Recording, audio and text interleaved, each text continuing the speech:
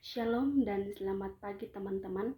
Perkenalkan, nama saya Magdalena Tamuina, mahasiswa dari STT GKS Lewa, Program Studi Pendidikan Agama Kristen.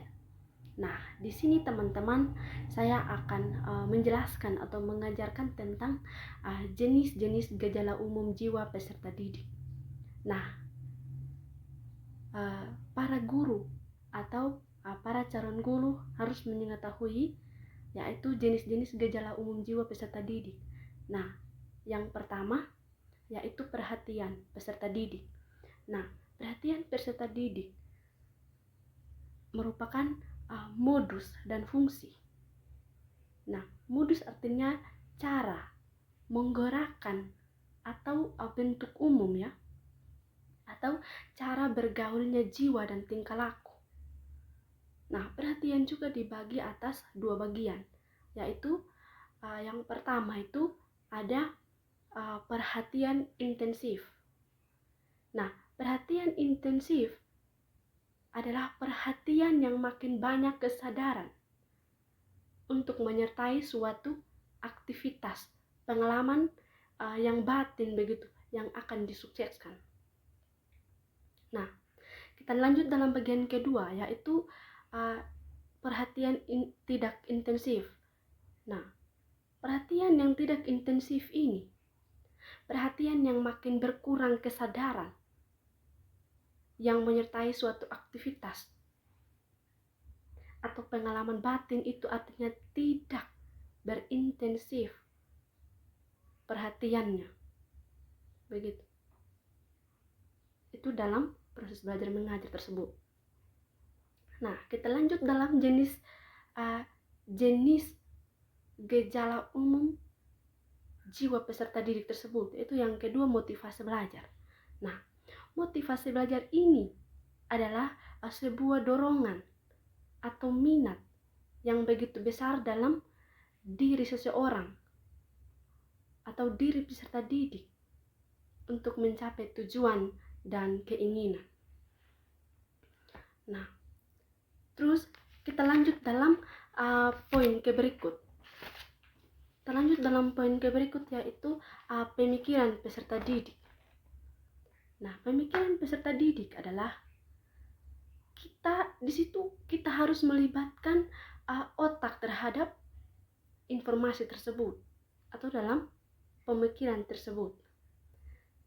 Nah, berpikir itu merupakan kegiatan mental atau psikis yang dilakukan oleh sikap orang pada saat kita menghadapi suatu masalah yang harus dipisahkan atau yang harus dipecahkan. Nah, jadi teman-teman, kita lanjut dalam poin yang keempat, yaitu perasaan peserta didik. Nah, perasaan peserta didik adalah perasaan yang berhubungan atau yang berkaitan dengan gejala-gejala yang di dalamnya ada kualitas yang letih dan yang tidak senang pada suatu objek. Nah, contohnya, salah satu perasaan yang emosional, dan bahkan suasana hati seseorang yang sangat-sangat kita rasakan, atau sebagai calon guru atau para guru, bahkan peserta didik yang harus kita ajarkan bersama harus mempunyai perasaan dalam hal di mana di dalam kita belajar bersama atau belajar mengajar bersama di dalam kelas. Nah, kita lanjut dalam poin ke berikut, sikap peserta didik. Nah, sikap peserta didik adalah sikap yang perasaannya senang atau tidak senang, dan bahkan sikap suka atau tidak suka. Nah, jadi sikap belajar dapat diartikan sebagai kecenderungan perilaku siswa atau seseorang ketika mempelajari hal yang bersifat positif ketika kita berada dalam proses belajar mengajar tersebut. Nah, kita lanjut dalam poin ke-6, yaitu ingatan peserta didik. Nah, ingatan peserta didik adalah suatu daya jiwa kita yang berarti dapat menerima atau memahami dan mempelajari apa yang sedang dipelajari atau apa yang sedang diajarkan oleh para guru atau calon guru tersebut.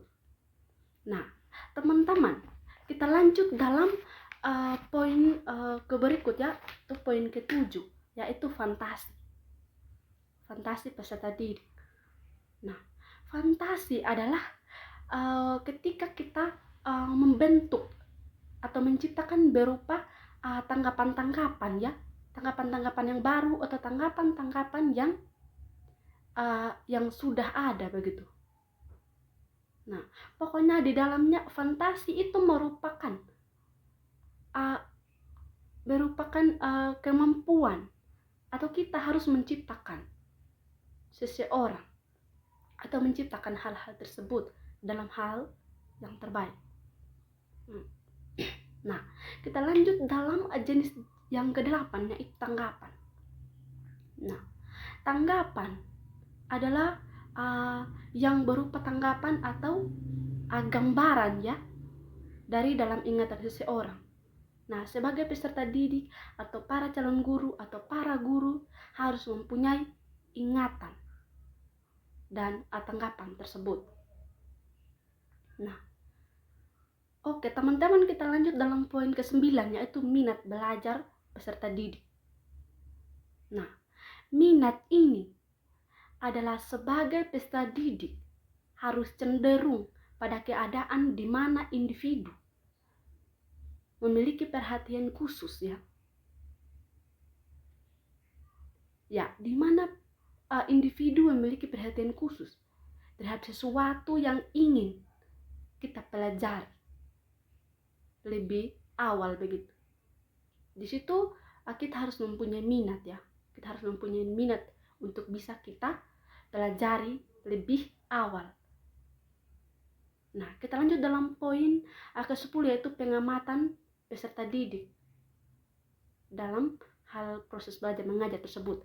Nah, pengamatan peserta didik adalah suatu cara yang dilakukan untuk memungkinkan seseorang ya menangkap suatu stimulus dari dunia nyata. Stimulus dari dunia nyata. Nah, salah satunya dapat dilihat dari penglihatan. Nah, pengamatan ini sama halnya juga dengan penglihatan tersebut.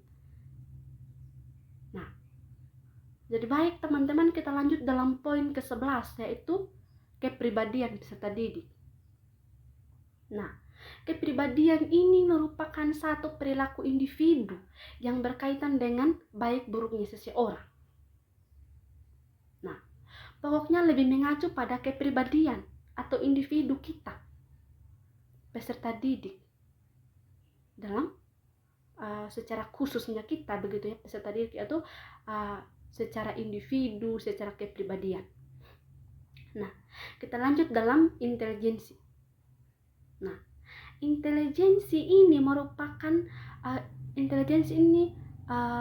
atau yang disebut dengan kecerdasan peserta didik. Ya, artinya kesanggupan jiwa peserta didik atau dapat menyelesaikan diri dengan cepat, tepat, dan situasi yang baru yang kita dapat pelajari atau yang kita dapat belajar bersama dalam proses belajar mengajar tersebut. Nah, teman-teman, kita lanjut dalam bagian yang ke-13, yaitu bakat. Nah, bakat peserta didik. Nah, bakat adalah suatu kemampuan atau potensi peserta didik ya, atau potensi dasar seseorang, dan memiliki setiap individu atau yang disebut dengan, ada kata lain, itu individu yang dibawa kita dalam sejak lahir. Nah, mungkin hanya itu saja dari saya teman-teman. Saya ucapkan Terima kasih.